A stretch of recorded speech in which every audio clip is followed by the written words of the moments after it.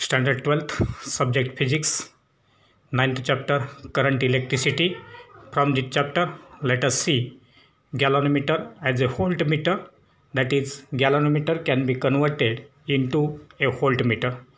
We know that voltmeter is used to measure the potential difference in the circuit. It is always connected in parallel with the electrical component so as to measure the potential difference. Now, how that galvanometer is converted into voltmeter?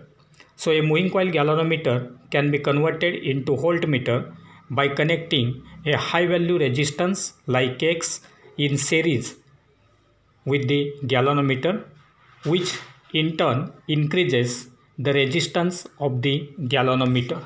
So, in this diagram, X is connected in series with the coil of the galvanometer so that the total resistance of this voltmeter will increase. Now, when this X is connected in series with the coil of the galvanometer, some of the advantages of it will be there, because the coil of the galvanometer is very sensitive and delicate, and if that value of X is connected in series with the galvanometer, a very small current Ig will pass through X as well as G, and therefore the advantages are: first, the voltage measuring capacity is increased to a desired higher value. Second, the effective resistance of the combination of G and X will be increased as they are connected in series. Third, the coil of the galvanometer will be protected from possible damages. Now, the total potential difference phi. The total potential difference phi. So, this is the total potential difference phi across this X and G, that will be equal to sum of the potential difference across X and the potential difference across G, and therefore we can write phi will be equal to phi G plus phi X, and therefore it will be written as phi equal to IgG plus IgX, where IgG is the potential difference across galvanometer, Igx is the potential difference across series resistance X, and therefore from this Ix will be Ig into X will be written as phi minus Igg. So if you consider the current flowing through X, then it is Ig, and therefore we can write Ig into X equal to phi minus Ig into G. From this we can write X equal to phi upon Ig minus Igg upon Ig, that is, it will be equal to phi upon Ig, that is phi upon Ig minus G. So by using this relation we can find out the value of X for conversion of galvanometer into the proper voltmeter. Now, suppose if NV represents, this NV represents phi upon Vg, that will be equal to phi upon Ig into G, that is Vg will be replaced by Ig into G. Therefore, if this NV is equal to phi upon Ig into G is the factor by which voltage range of that voltmeter is increased, then we can write X equal to G into NV minus 1. Now, how this expression will come? So, from this above equation, phi upon Ig into G equal to NV. So, as phi upon Ig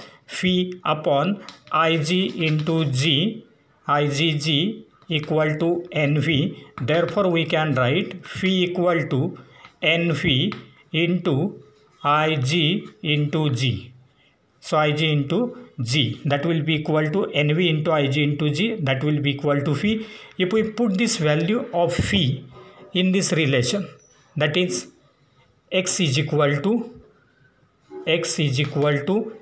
in place of phi we can write NV Ig into G and divided by that Ig minus G. So that will be equal to Ig will get cancelled, and therefore we will get NV G minus G. Taking G common, we can write G into Nv minus 1.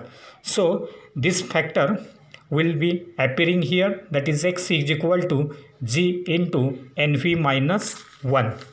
Now let us go for next point, that is thermoelectricity, and from that what is that Seebeck effect. Now what is thermoelectricity? What is that thermoelectricity?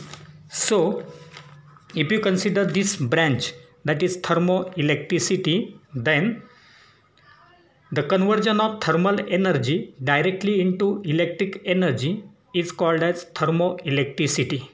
The conversion of thermal energy directly into electric energy is called as thermoelectricity, and this effect is called as thermoelectric effect, that is conversion of thermal energy directly into electric energy. That effect is thermoelectric effect. Now let us see what is that Seebeck effect related with thermoelectricity. If two different metals are joined to form a closed circuit or loop, and these junctions are kept at different temperatures.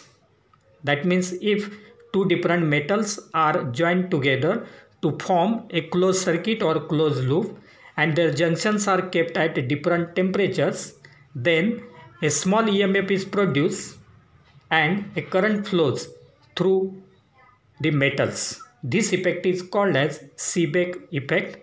The pair of dissimilar metals forming the junction is called as a thermocouple. The pair of dissimilar metals forming the junction is called as thermocouple. For example, in this diagram, antimony and bismuth, SbBi, thermocouple is shown. Then for this thermocouple, the current flows from antimony to bismuth at the cold end. Instead of that, if you consider the copper iron thermocouple, then for that the current flows from copper to iron at the hot junction. The effect is reversible. The Seebeck effect is reversible. The direction of current will reverse if the junctions are interchanged. While interchanging the junctions, hot to cold and cold to hot, this effect will be reversible, that is the direction of current will get changed again. Then the parabolic variation of EMF against temperature, if you consider the variation of EMF against temperature, then it will be parabolic at the temperature T of hot junction and 0 degree Celsius of the cold junction. So if the junction of cold junction is kept 0 degree, the hot junction is kept at temperature T, and if the EMF is produced there, then the variation is parabolic, which is given as the equation E equal to alpha T plus half beta T square, where alpha and beta are the thermoelectric constants.